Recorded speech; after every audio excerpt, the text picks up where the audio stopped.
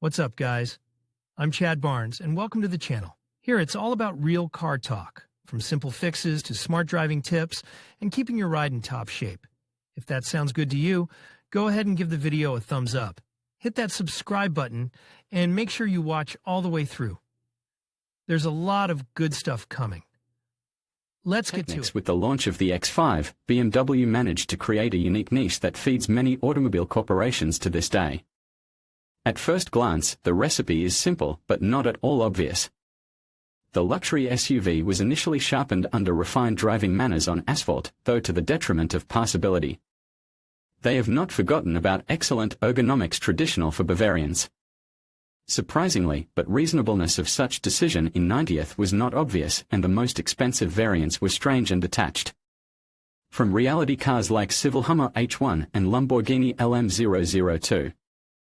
The X5 was presented at the 1999 Detroit Auto Show and went into production in the U.S. at a plant in Spartanburg. Of course, the main buyers of such cars were initially considered to be Americans, and the success of this format in Europe was not obvious.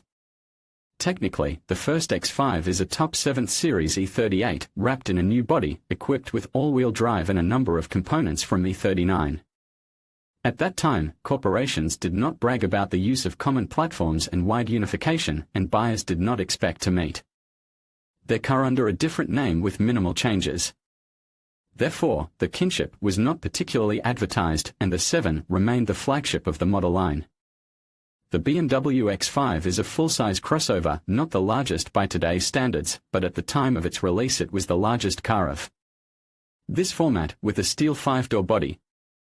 The layout of the car is classical, the engine is in front, the drive is full permanent in versions before restyling and on demand in later ones. Suspensions are independent, front McPherson, rear multilever. Air suspension on both axles was offered as an option. Strange as it may seem, there was a set with MKP. But to find such is not easy. The basic mass of crossovers was equipped with automatics. As it is usual at BMW, a part of variants with automatic transmission ZF, a part with boxes GM. Before restyling of 2003, all models had 5-speed automatic transmissions of 2 series, GM 5L50 on 6-cylinder cars and ZF 5 HP24 on all 8-cylinder cars. After restyling 5-speed gearbox, GM was put only with a gasoline 3-liter 6, but the diesel engine and all 8 received a 6-speed gearbox ZF New Series 6 HP26. The choice of motors offered a wide range. 3-liter gasoline 6 M54B30 was in different versions. 8-cylinder unit with a volume of 4.4 liters. There are 2 series, M62B44TU, M62TU-B44. Before restyling an N62B44, after. 2 more 8s are motors with indices 4.6, series M62B46, and 4.8, and 62B48. Diesels 3.0 are also represented by different modifications. Before the restyling M57D30 was installed, and after, M57D30TU with a different injection equipment and even with a different working volume. The power range of all motors is from 184 to 360 horsepower. Timeline January 1999. The car is presented at the Detroit Motor Show in the USA. Spring 1999. The beginning of sales in the USA. Only cars with 4 M62 286 horsepower engine and automatic transmission. August 1999. Appearance of version with 3.0 M54 engine, 231 horsepower and automatic transmission only. Model year 2000. Fall 1999. Beginning of sales in Europe. Motors 4 M62, 3, 0 M54. January 2000. Appearance in Europe of a diesel version with a 3-liter engine M57 with an output of 184 horsepower. It could be equipped with MKP. Also offered version with factory armor. January 2001. Cars with 4.6-liter M62B46 engine with an output of 347 horsepower were released. January 2003. Facelift. Changes in appearance, packages and equipment. Motors M62 4 liters were replaced by N62 series of the same displacement and the same power. M57 diesel engine has been replaced by M57 D30Tu with an output of 218 horsepower. Transmissions in versions with 4.4 engine and diesel were replaced by 6-speed ZF. November 2003. The 4.6 engine was replaced by 4.8 series and 62B48 engine with an output of 360 horsepower, September 2006. End of model production. Factory armored versions were offered for another year and a half. Body. Exterior panels if you buy a car in regions where the climate is better than in street. Petersburg and salt is less than in Moscow, you have a chance to find a car in native paint and even without serious visible corrosion. Unfortunately, this chance is very small. The cars are already 20 years old and in most cases they have been repainted several times. And it is good if not because of major accidents, but only for cosmetic purposes. It is necessary to inspect the body thoroughly, however, almost all problem points are obvious. It is easiest to find corrosion on the beak of the hood. The seal of the lower edge collects moisture. Foci can be found above the windshield on the chips, on the lower edge of the doors at the flanging and at the places of fixing the seal, on the flanging of the folding board and the fifth door.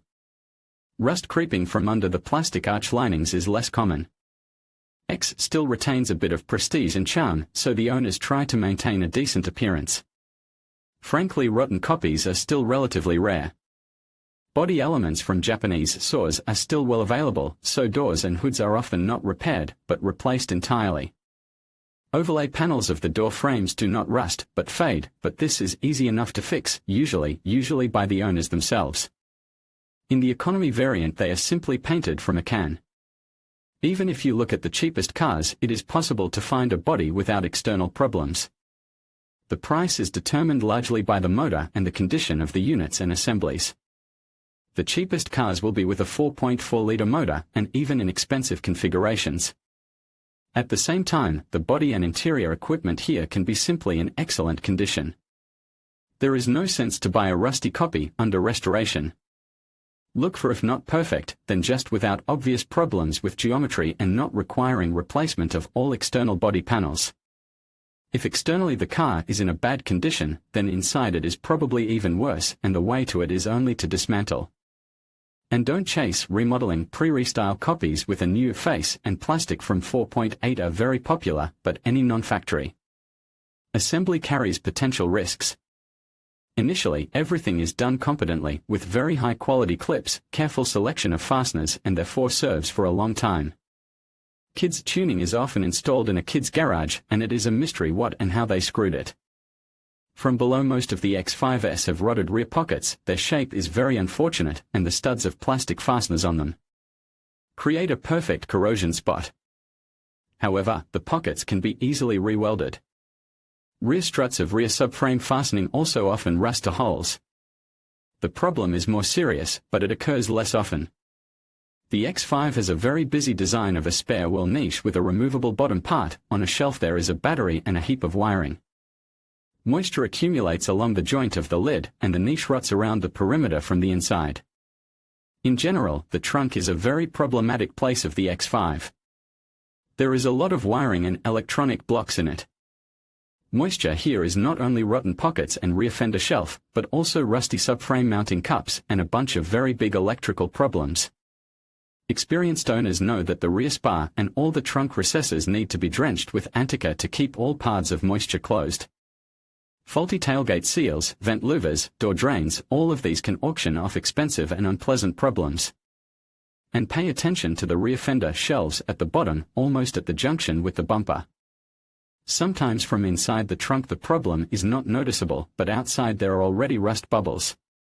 In the rear wheel arches, corrosion is clinging to the edge with the locker and cladding mounts, but inside everything is usually fine, even in very old and non-parade copies. The main thing is that the locker is intact. It covers a lot of wiring and electronics from dirt. In the front arches the condition of the lockers is even more important. After all, here they act as a mudguard of the engine compartment, cover the brake pipes to the rear axle in the left arch and wiring. In the front part of the body, at the junction of the sill and the engine shield, a mud pocket is formed and the power element of the junction of the sill and the diagonal upper spar stiffener often ruts. If the locker is broken, the places of dirt accumulation become much more. There is no solid surface of the mudguard, but the power elements are open on both sides, and there are a couple more vulnerable elements of wiring in the engine panel. There is a characteristic shelf in the place of connection of cup stiffeners, upper spar and engine shield, and if dirt accumulates on it, the weld seam rusts. And welding in this place on the right side is a sure way to the examination at registration. The thing is that the main VIN is applied to the right cup, and the body structure in this place is quite interesting. The suspension cup is practically decoupled from the mudguard and is made as a separate power element.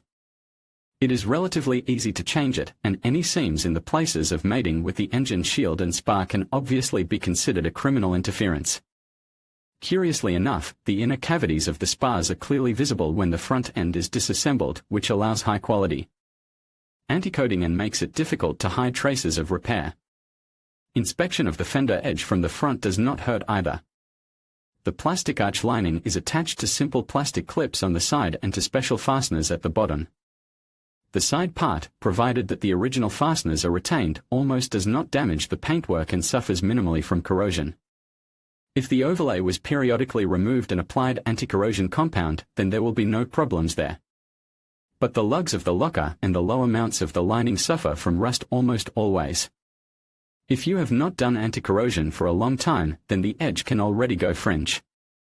There are plastic fenders on sale, but their quality leaves much to be desired. Plastic hoods, by the way, are not very successful either. Check the condition of the drains in the overmotor recess and drain box, especially on the right side, where the brains of the engine and box are located. Drains tend to get dirty, and any moisture increases the chances of problems with the car electronics. On the underbody, problems arise mainly from contact with the ground. Visible rust is usually the area above the rear subframe and the tank. The subframes must be anti-corroded at least from the inside, otherwise they will rot through. And the area above the tank and rear suspension, unfortunately, is not covered with mastic and is poorly ventilated. As on many other cars, there is often a lot of surface rust lurking there. It can only be removed by removing the tank and suspension, so in the best case it will be filled with penetrating anti-corrosion compounds, and in the worst case it will be covered with bitumen rust mastic. It is worth checking the mounting of the transfer case crosshead. On many cars there is serious corrosion in the places of contact with the floor spars. Sometimes the crosshead is even torn out. Plastic panels are not cheap, but there are new ones on sale, including non-original ones. The outer sill plates are also not a problem to find, as well as their mounting bracket. By the way, the bracket is steel and rusts quite actively. The sill is simple in shape, with a flat side part, and is practically not subject to corrosion. It appears here mainly in case of depressurization of the inner cavity of the sill in the front part, in the wheel arch, or due to accumulation of dirt under the lining. And even then only through the bracket mounting holes, rarely and shallowly. Inspection of the interior from inside for water on the floor is obligatory. BMW has a specific door design. Drains get clogged, and if the inner membrane is broken, water goes into the cabin. The problem is typical, and it is not worth buying a car without lifting the carpets. Moisture lingers in the floor wiring harnesses and noise insulation joints for a long time, destroying both the wiring and the floors. Body furnishings. The exterior bodywork has all sorts of inserts, grills, fittings and fasteners. All of these wear out and often don't seem ideal from a structural standpoint. But almost all new little things are available, and you can keep your car in decent condition if you want to. Typical hatches stick without lubrication, and the hatch bath regularly leaks if the drains are not cleaned. The door locks may please with seizures and a broken cable of the outer handle. More precisely, the cable jacket comes off the fasteners. For the same typical breakage of the frame of the external door handle, a repair kit is offered, but most of the owners or frankly coal hose it, the bracket, or bind everything with a wire. And motors break with time. The rear trunk lid stops are worn out, they are literally broken. Power windows are a separate headache. They have a cable drive, but the cable itself is not the main problem. The bushings of guides and clips of glass fastening wear out more often. The design of the bushings is quite interesting. Delicate plastic parts are fixed on a metal base. The plastic either breaks or is torn away from the metal. The clips simply break off. The cable is not eternal, too. With mileage well over 200 it breaks even for those who do not smoke in the car. Any crackling when the mechanism is working, to big works. Washers are a traditional source of small troubles. The filter on the pump gets clogged, or the motor gets stuck, and when the mileage exceeds 200 the tube to the rear window often breaks and floods the trunk. It is good at least to blow out hoses it is possible, not fearing depressurization of a line of a washer in a salon, as it happens in E70. Of course headlights get old, but they do have lens modules and glass changes. You can find used headlights. There are REM kits for all elements and even wiring. Unexpectedly expensive elements are mirrors, especially photochromic ones. Broken mirror folding mechanisms are also a typical problem. To solve it, there is a Chinese repair kit, a cup, whose guides are broken, with bushings and a drive motor with a gearbox. Used mirror costs about 8,000, bumper, 30,000, door with handle and lock, under 10. The hood is twice as expensive. The wing will cost about the same as the mirror. The trouble is that there are a lot of different, little things, and even with rather modest prices for second-hand and Chinese variants. It will be expensive to restore a disassembled and simply broken car.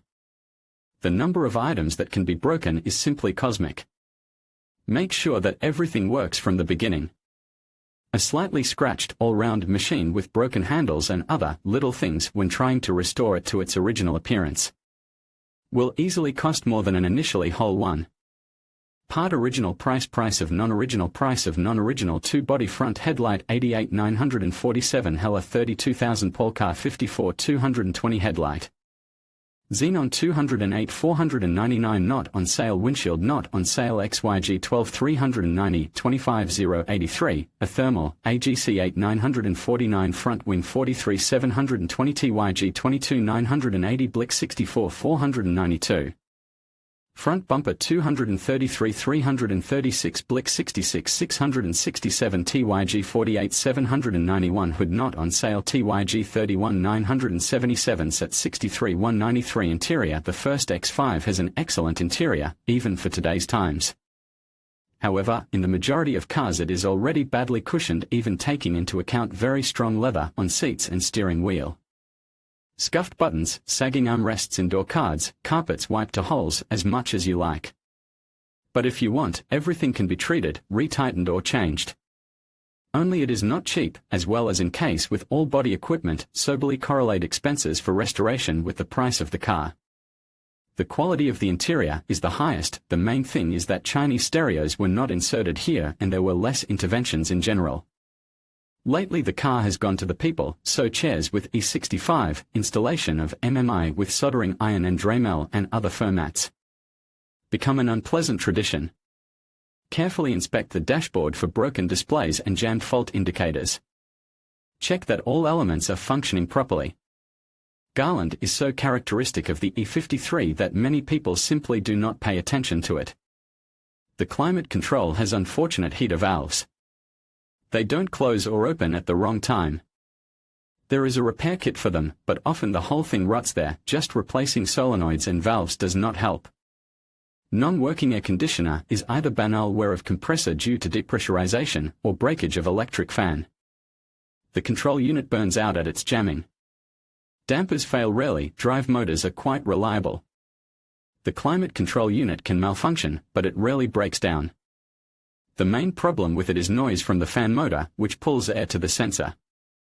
It is possible to open the climate control unit for cleaning, but it is better to blow it out with compressed air, less chance to break something. Electrics, you have already noticed the constant reservations about the condition of wiring and blocks. There's a reason for that.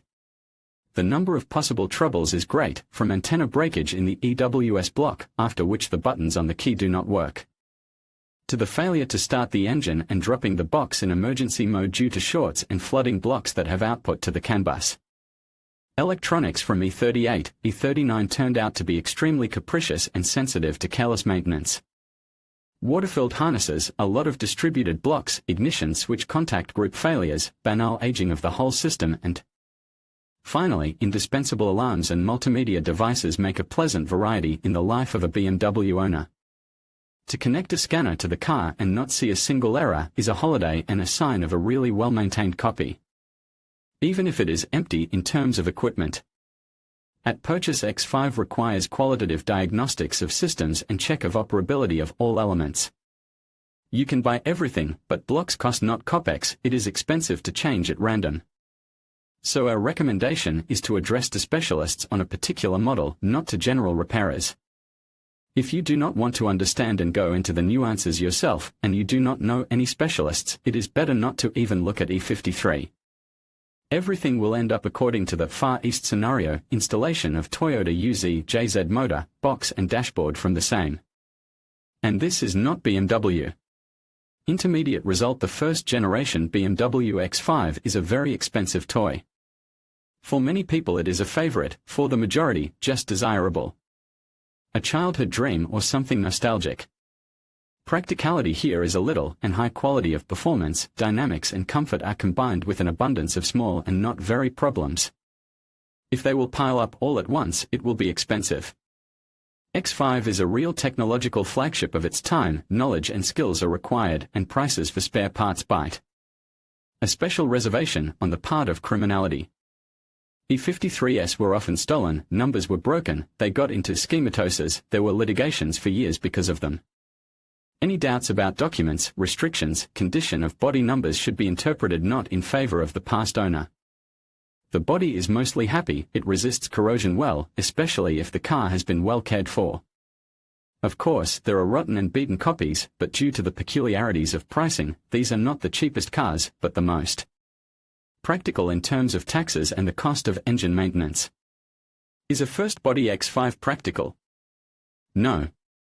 Can it be bought if you still like it? Quite. But count on constant investment and searching for parts and specialists. This can be argued without even considering all the aspects that will be discussed in the second part of this piece. In conclusion, the BMW X5 I presents a unique blend of luxury and performance, but it also comes with its share of potential pitfalls. Dangerous tuning can lead to serious mechanical issues, while water in the cabin is a problem that should never be overlooked. Additionally, a dashboard filled with fault pictograms is a clear warning sign that something is amiss. If you're considering this vehicle, it's crucial to stay informed and proactive about maintenance and repairs. By doing so, you can enjoy the driving experience without falling victim to these common issues. Thank you for watching, and drive safely.